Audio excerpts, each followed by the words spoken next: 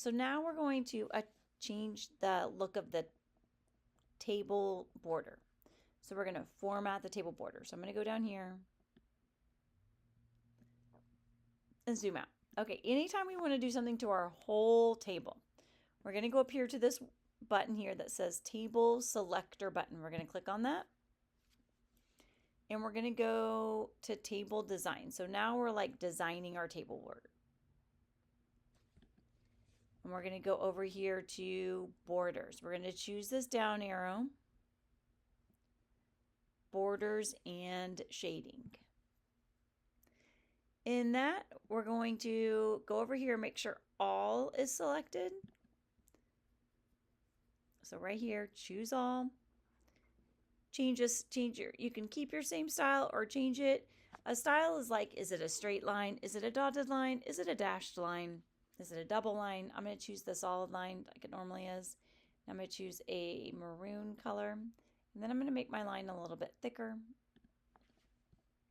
And when my preview over here changes, I click OK.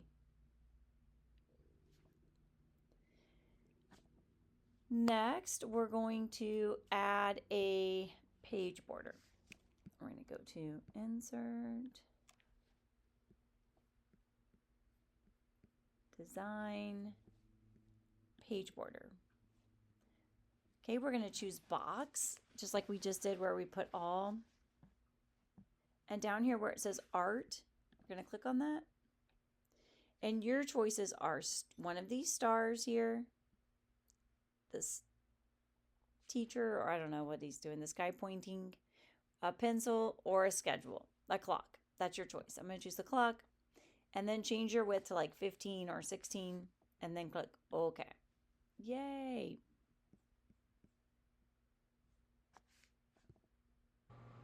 All right, for this last part, you're going to find a picture that you can do two things for.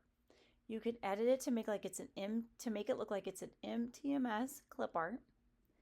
And two, you're going to creatively cite its source. So I'm going to use this picture right here. And sometimes when we use these pictures that look like this and we copy and paste them from here, that stays. But sometimes if you click on it and copy and paste from here, you have much better luck there. I'm going to make sure I click below my table. I'm going to paste it. Command V. All right, so I have my picture there, and I'm going to change its text wrap. Remember, that's 2-finger click, wrap text, and front of text. Perfect. I can make it a little bit bigger. Okay.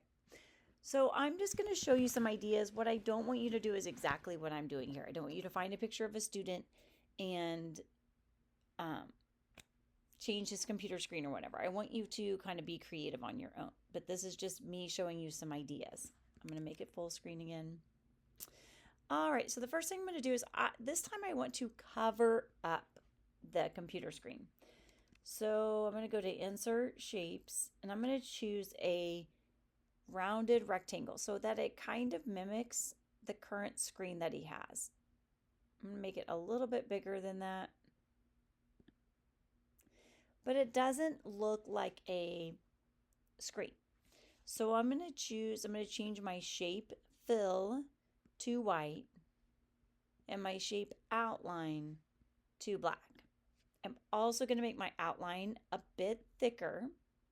So I'm going to up the weight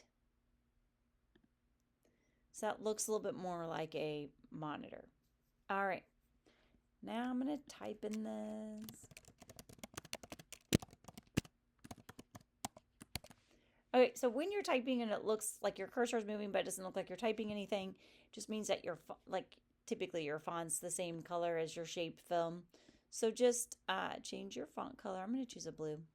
Okay, so that's one way. Oh wait, oops, I'm not done yet. So I made a computer screen, but it's facing me, not this kid. So I want to make it 3D. So I'm going to go back here to Shape, Format, Shape Effects, 3D, Rotation. Great. That looks way better.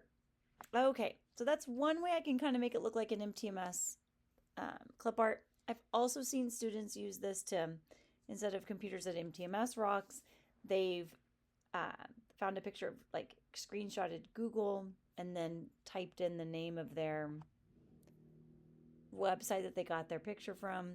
Either way, here's another way I could do that. I'm going to go here to Insert, Shapes, Text Box. I'm going to draw a text box here. Property of MTMS. I'm going to make it a lot smaller. Okay. And now what I want to do is, this just looks like a white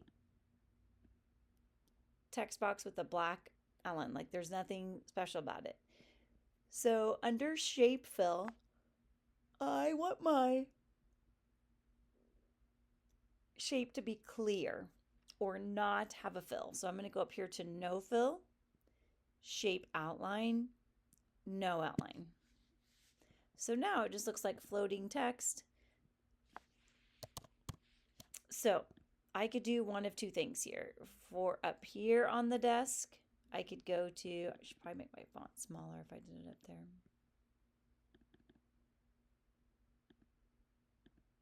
Okay. So I'm going to click on that shape, go back to that shape format, and right here it looks like an eraser, and it's called Shape Effects. Here is 3D rotation. I'm going to choose the flat one.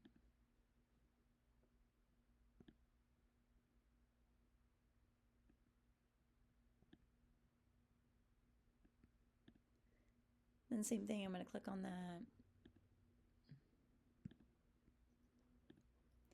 Let's choose a different 3D rotation though. There we go. So then it looks like it's written, that's like engraved on the side of the table. Either one of those would work for, or I could put property of Clip Safari. That would also work for my creative citing of the source. Another way that I can make it look like an MTMS picture is by using Word Art, which is over here.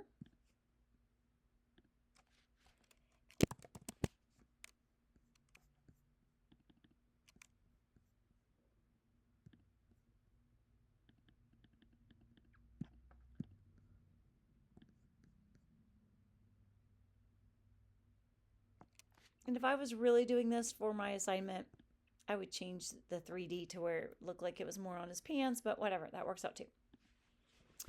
And the way that I'm going to cite, it's like I could do property of MTMS or property of clip safari.com. There we go. Another way I'm going to cite my source there.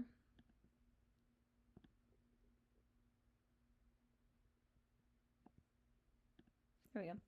Is I'm going to apply a speech bubble or a call out. So I'm going to go here to shapes, and I have to scroll all the way down to the bottom. And this typically implies talking. This one typically implies thinking. So I'm going to click on that. Go up to his head. Now these are already ready for you to type, but the text is big. So before you type, I would go here to your home ribbon. Make your font smaller. I love getting pics from clipartsafari.com. There you go. When you're done with all of this, you're going to save it. If you're in my room, you can print it to the color printer. And then you're going to X out of the file, and then you're going to submit the file to OneDrive. All right. Or sorry, submit the file to Canvas. Let me kind of walk you through it here real quick. This is Canvas. Okay, I'm going to go here to modules. Find this week's module. If you're looking at this later, it may not be this specific week, but find the latest module with it in it and go to course schedule.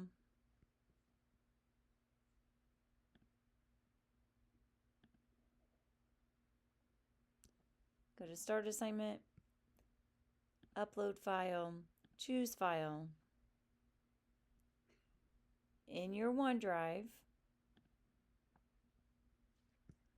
you're going to go to your computers folder,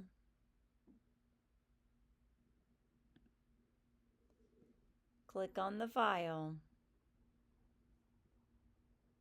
and hit submit.